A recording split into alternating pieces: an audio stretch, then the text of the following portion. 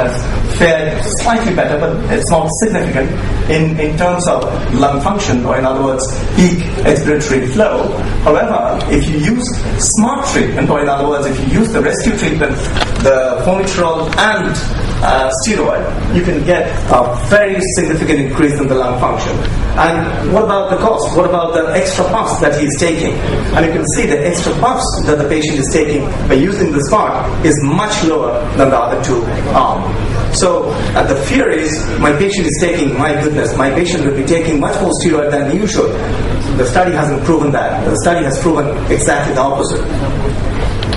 And this is even more important because the primary endpoint in asthma, any asthma trial, is this: severe exacerbation. The severe exacerbation is the thing which the patients fear most, because they have a feeling that they're going to die. And they do not want it.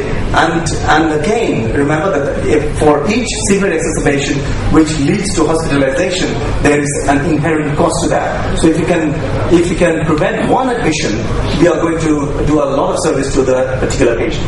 So now you see, if I use a conventional treatment, budesonide, high dose budesonide, or budesonide formoterol as conventional treatment, we have really a significant decrease in the severe exacerbation rate. However, if I use a smart treatment, again I'm repeating myself, use the steroid and formoterol long-acting beta-2 agonist as a rescue treatment, then the severe exacerbation rate is even halved, and so that's a real significant decrease. Now that particular theory, severe exacerbation, has been tested in all these studies.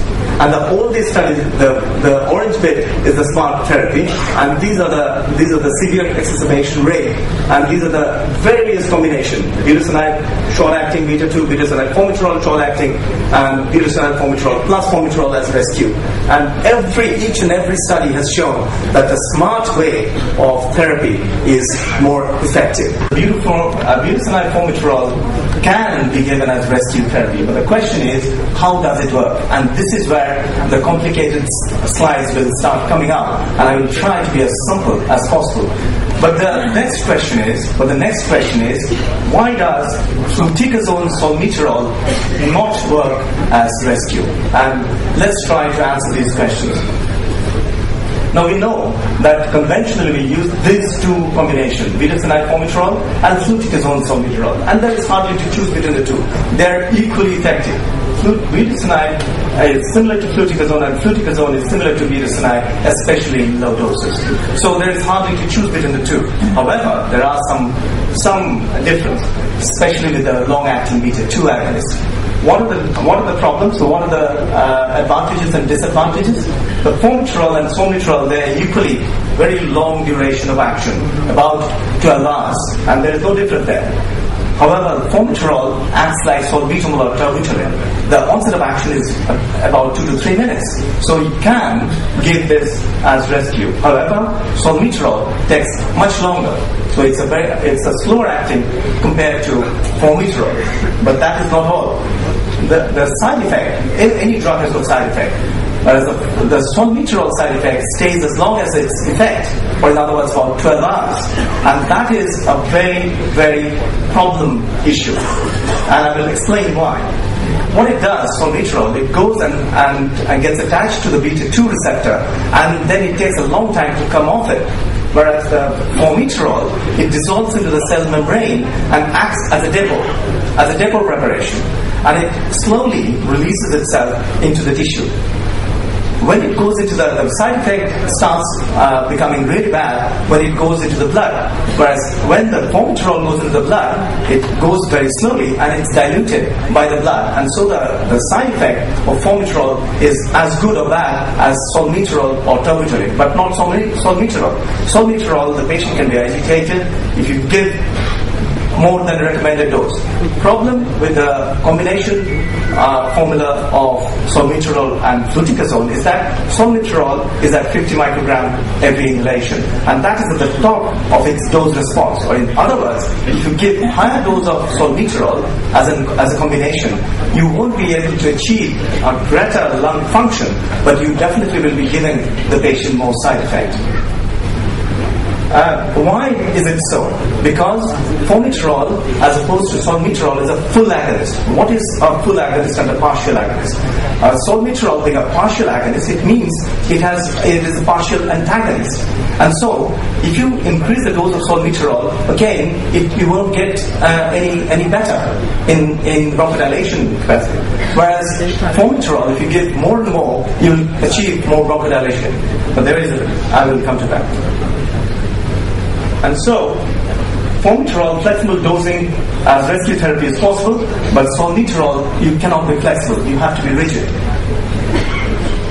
Now, this is another study. It's a COMPASS study. And what they did, they tried to see the time to first severe exacerbation, and they used again the same sort of combination: fluticasone, solmeterol, budesonide, formoterol, and SMART therapy. And you can see the time to first exacerbation is significantly reduced if you treat the patient with SMART therapy.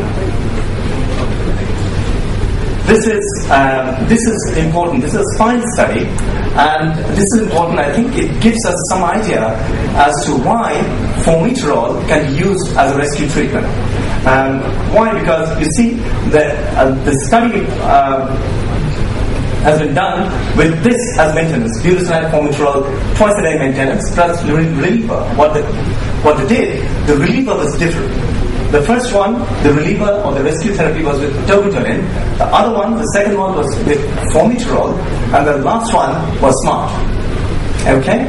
So it's time to first exacerbation. You can see the formoterol has given a very good value for money, because the significant p-value is less than 0.01. But if you use the SMART therapy, budesonide, formoterol plus budesonide, formoterol as rescue, then it is even better. So, formoterol can be used as rescue therapy. Now, this I try to show to my students and junior colleagues. This is I'm showing this. I'm going back to FACET study, and this is, you see, it was a large study, and there were over 400 severe exacerbation. And you see what they did. They charted. I have asked my juniors to stop writing acute exacerbation of asthma, because nowadays we know that when we say acute exacerbation, we mean sort of sudden explosive disease severity. However, if you take your time and ask the patient when it started, you will be surprised that most of and the majority of the patients will tell you, oh, it started about 4 or 5 days ago with slight cough or a bit of runny nose, a bit of sore throat, and that's what the study has shown. It actually starts, if you see, this is the rescue inhaler, the short-acting beta-2 rescue. They're using, this is the best marker. If you ask the patient how many times you're using your rescue inhaler, and they will say, oh, I have been using it much more in the last 4 or 5 or 7 days. And that is a better marker than anything, because the patient will definitely not keep the peak closed, however much you try. And the nighttime symptoms, they can just forget to mention. But if you ask how many times they use, you can see. The reason why I'm showing you this is that we have a window of opportunity to catch these patients early and treat these patients, because if the patient come to us when they're here, come to you when they're here, and there you do not have any other option but to bombard the patient with high dose steroid. However, if you can catch the patient here, window of opportunity